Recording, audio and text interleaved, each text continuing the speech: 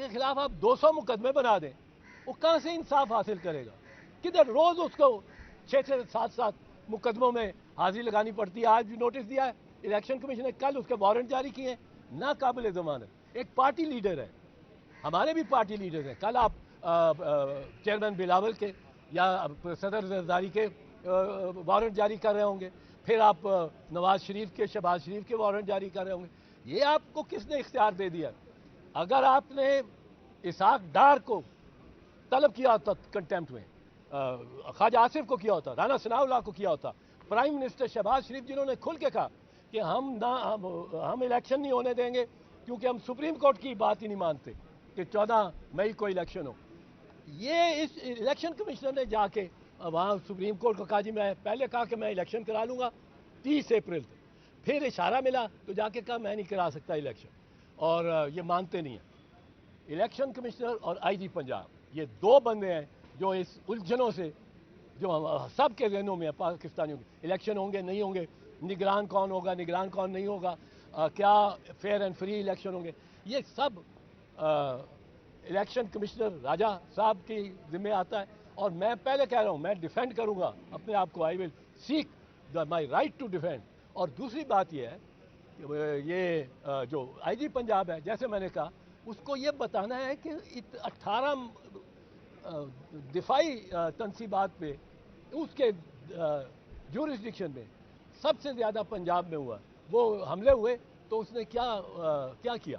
کیوں نہیں کچھ کیا؟ ڈاکٹر صاحب آپ پہ الزام ہے کہ جسٹس طارق کے ساتھ، جسٹس طارق نے یہ الزام عائد کیا ہے کہ چیف جسٹس سے ملاقات کے بعد پوری بات آپ کا کیس فکس ہو گیا، تو اس کو کیا کہیں گے؟ یار یہ بڑی زیادتی ہے، اور جسٹس طارق کی جانب سے بہت زیادتی ہے، کیونکہ مس ریڈ کیا. اور انہوں نے مجھے جہاں میں جاتا ہوں لوگ کہتے ہیں آپ نے اگلے دن کیس لگوا لیا، آپ نے انفلوئنس کیا چیف جسٹس کو. چیف جسٹس انفلوئنس ہونے والا نہیں ہے، پہلی بات. دوسری بات یہ ہے کہ یہ بالکل غلط ہے طارق صاحب کی بات کہ جی اگلے دن کیس لگ گیا.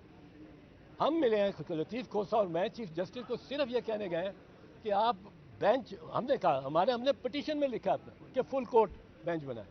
ہم نے کہا کہ جی ہماری طرف سے فل کورٹ آپ بینچ بنا لیں اور کل لگا دیں. ہم نے کہا یہ ہماری استدعا تھی. انہوں نے کہا کل تو ہم دیکھوں گا میں کب لگ سکتا ہے، آپ فارغ ہیں، فوٹو چائے کی پیالی پلا کے اور آ گئے. اب اس پہ لگا رہے ہیں کہ جی یہ پٹیشنر کیوں گیا. یہ میرا ذاتی کیس نہیں تھا، کوئی میرا پلاٹ نہیں تھا قبضہ کیا جا رہا، کوئی گورنمنٹ قبضہ کر رہی تھی، کوئی مجھے سرٹیفکیٹ نہیں تھا ملنا جو انہوں نے میری ڈگری کا کینسل کر دیا.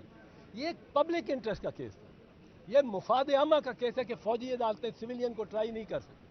اور یہ بڑی سمپل اور سیدھی اس میں منطق ہے کہ اگر فوجی عدالتیں لگ سکتی موجودہ ہیں ان کے تحت، تو پھر 21ویں اور 23ویں ترمیم کرنے کی کیا ضرورت تھی فوجی عدالتوں کو کہ نفاذ کے واسطے کیا ضرورت تھی؟ اب یہ سمپل کیس ہے اور اس میں فیصلہ انشاءاللہ فوجی عدالتوں کے خلاف ہی آئے گا. رہی یہ بات کہ وہ طارق مسعود صاحب وہ کہتے ہیں اگلے دن لگ گیا. اگلے دن نہیں لگا، ہفتے کو سیٹرڈے کو ہم ملے ہیں صبح قبل از دوپہر، اور یہ جمعرات کو ہفتے اور جمعرات میں کون سا دن ہوا؟ ایک دن ہوا جمعہ، یعنی چھٹے دن یہ لگے. ایک دن نکال دو ساتھ میں سے، چھٹے دن جا کے یہ کیس لگے. اب چیف جسٹس نے اس میں اپنا مشورہ بھی کیا ہے، لوگوں سے کیا ہوگا، اپنے کولیگ سے بینچ بنانے کا بھی سوچا ہوگا. میں اس میں کوئی میرا تعلق نہیں ہے. اور ایک پبلک انٹرسٹی کہتے ہیں جی آپ فریق ہیں، فریق پٹیشنر کے ساتھ چلا گیا. پٹیشنر کو بھی جاتے ہیں، چیف جسٹس کے پاس آپ کو جانا پڑتا ہے اگر آپ کیس اسی دن یا اگلے دن لگوانا چاہتے ہوں. نہیں مانی بات چیف جسٹس نے ہماری، پر یہ طارق صاحب کہتے ہیں نیکسٹ ڈے لگ گیا. اب طارق صاحب نے میری اتنی رسوائی اس میں کی ہے، ہی اوز می این ایکسپلینیشن. میں کچھ نہیں ان کے بارے میں کہنا چاہتا تھا اور اس کو میں نے خاموش. اگر عمران خان کی گرفتاری ہو جاتی ہے تو آپ وکیل بنیں گے ان کے؟ یار وکالت میں ان کی نہیں میں نے کی، میں اب سلو ڈاؤن ہو وکالت کے، آپ دیکھ رہے ہیں اس لیے. پر میں اس کا اس معاملے میں دیکھو، ایک بندہ ہے 200 کیس اس میں بنا دیے. اب وہ 200 کیس لے کے کدھر پیش ہو سکتا ہے؟ کوئی مطلب ہے کوئی زیادتی کی بھی انتہا ہوتی ہے ایسی ایگزامپل نہیں اس میں. واقعی دنیا میں کوئی اگزامپل نہیں ملتی. اور یہ ہم اپنے آپ کو رسوا کر رہے ہیں. آج یہ ہو رہا ہے عمران خان کے ساتھ, کل یہ دیگر پارٹی ہیڈز کے ساتھ بھی ہوگا, اور پھر ہم کہیں گے کہ جی ہمیں لوگ کہیں گے آپ نے خود بھی یہی کیا تھا. خوشخبری ہے عمران خان کے لیے آنے والے دنوں میں؟ دیکھو جو کیس تو ستمبر میں اگست کے اندر کیا دیکھ رہے ہیں؟ کیس اس کے خلاف کوئی نہیں بنتا. توشہ خانہ ہے.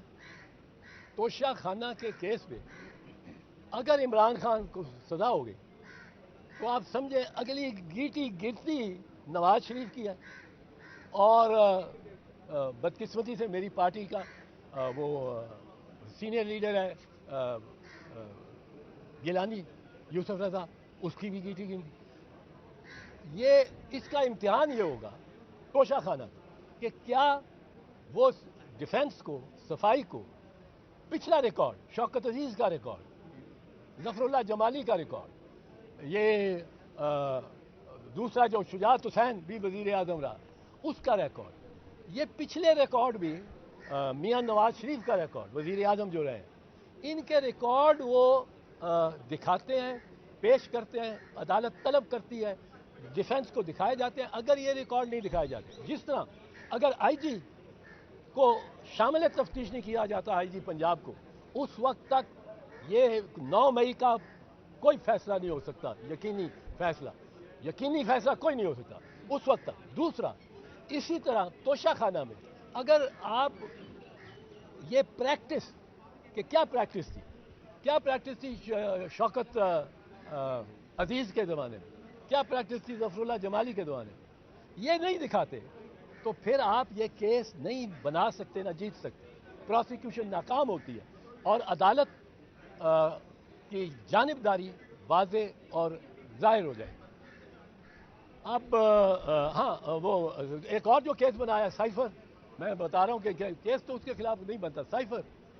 سائفر میں آپ یہ دیکھیں کہ سائفر کو ڈی کلاسیفائی کون کر سکتے. سائفر ہے, سائفر پہ کوئی تنازع نہیں ہے, کوئی جھگڑا نہیں ہے کہ سائفر ہے یا نہیں ہے.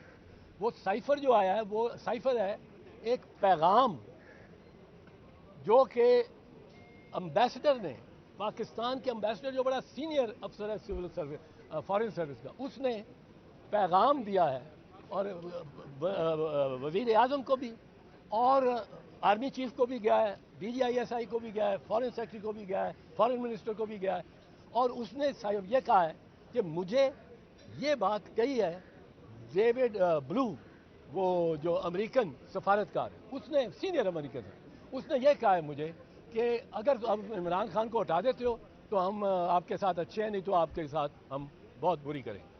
اب یہ اس نے کہا ہے اور یہ درج ہے اس سائفر میں, اور یہ سائفر میں چونکہ درج ہے اس لیے جو کمیٹی ہے سیکیورٹی کمیٹی ہے, اس میں آرمی چیف بھی بیٹھے ہوئے, اس میں پرائم منسٹر بھی بیٹھا ہوا.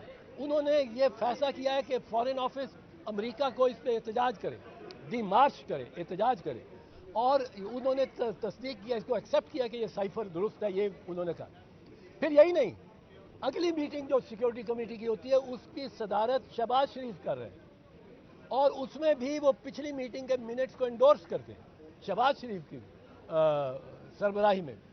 اب یہ تو جھگڑا نہیں ہے سائفر ہے کہ نہیں ہے, کہ اس کو ڈی کلاسیفائی اگر کیا تو کس نے, کون اختیار رکھتا ہے اس کو ڈی کلاسیفائی؟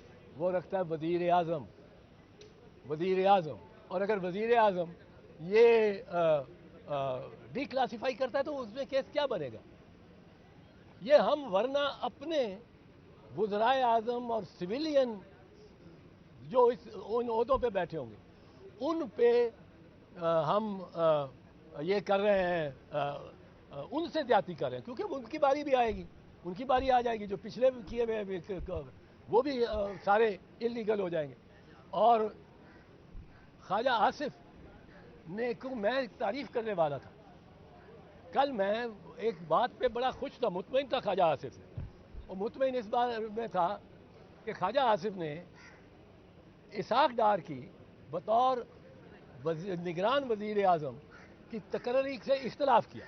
میں نے کہا یہ شعر ہے, کیوں کہ اس نے خود اپنے کیس میں, خواجہ آصف نے پٹیشن داخل کی تھی سپریم کورٹ میں, اور سپریم کورٹ میں اس نے کہا تھا کہ یہ نگرانوں کے پاس اختیار نہیں ہو سکتے کہ وہ انٹرنیشنل ٹریٹیز کریں یا وہ اربہا کا پروجیکٹ شروع کر دیں، وہ شروع ہو جائے تو اگلی حکومت ان کو ڈسکارڈ بھی نہ کر سکے.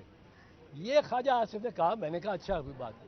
پر جو اس کے بعد اس نے شام میں اپنی زبان بھی اس نے گندی کی، خراب کی، اور جو اس نے عورتوں، خواتین اور اسمبلی میں بیٹھی ہوئی خواتین کے بارے میں جو ناروا باتیں کی، ہی از اے مسوجنسٹ. اور میرا خیال تھا میں اس کی تعریف کروں گا، پر مجھے افسوس سے کہنا پڑتا ہے کہ خواجہ آصف نے بڑی بد زبانی کی ہے، اور اسپیکر کو اس کا نوٹس لینا چاہیے تھا، صرف حذف نہیں کرنا چاہیے. وہ حذف کیا ہوا اسپیکر نے، جو الفاظ وہ سارے میڈیا پہ چل رہے ہیں، تو حذف کرنے کا کیا فائدہ ہوا؟ بہت شکریہ. جو